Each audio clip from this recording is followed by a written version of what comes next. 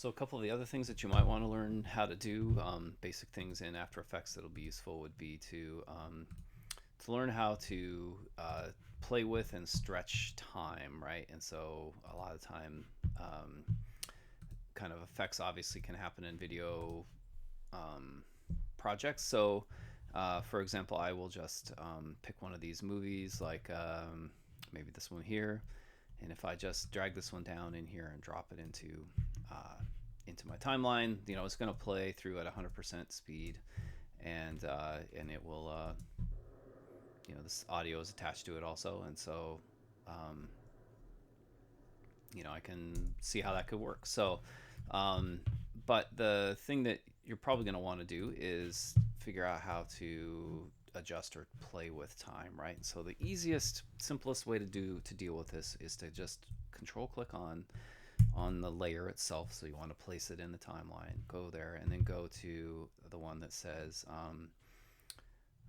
let's see, it says time, right? And then you can go to time stretch. So time stretch is like, the simplest sort of way to do this, right? And so if I just go like 20% on that, if I go to time stretch 20%, I would leave these things alone unless you really know what you're doing. Click OK. You can see how much shorter it made that piece of footage now, right? And if I play it, it's like fast forwarded, right?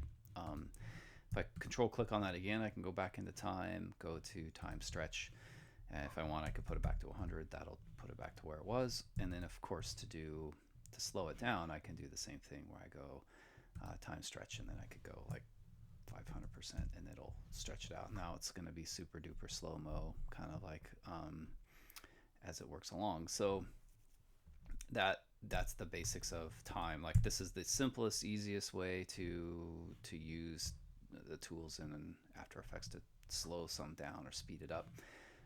But there is another way to do it, which is always like pretty confusing to everybody, and it can be a very useful tool, right? Which is this thing called time remapping. So if I click here, go to that, and then I go to time, enable time remapping, right? I can click on that, and that's going to give me a whole bunch of new keyframes that just showed up down here in the bottom, right? And so if I go there to time remap and I drop a keyframe and then I drag it back this way, that's going to kind of like, you're going to watch it'll like fast forward.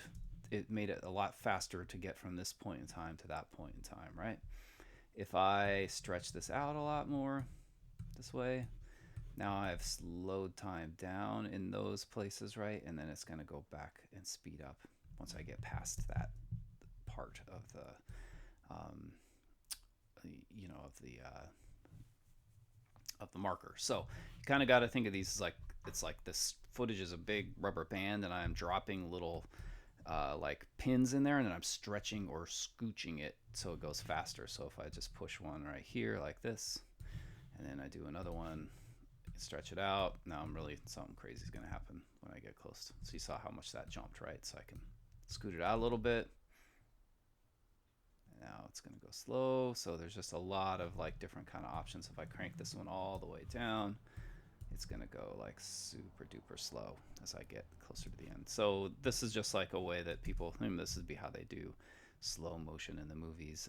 Sometimes, usually they'll overclock it, they call it, so they'll film it at a higher frames per rate. But it's generally the same idea. It's just time remapping. So there's a couple of different ways you can like kind of play around with like time and stretching things out for your different pieces of footage. Just be careful when you start adding a ton of keyframes in there.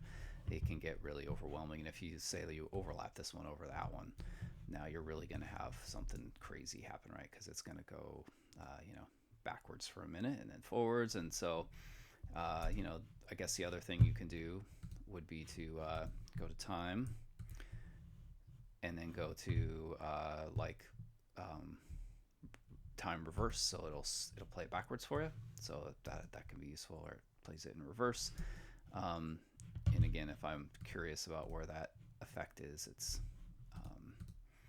usually buried deep down in here in your thing, or you can just double click, or sorry, control click on it, go back to time, and just undo the time reverse thing that you just did. So, and a freeze frame would be where you go to time and you add a freeze frame someplace along there so that your video footage just kind of stays static. And you can like kind of play around with it's just going to freeze the whole thing in that particular spot where you told it to.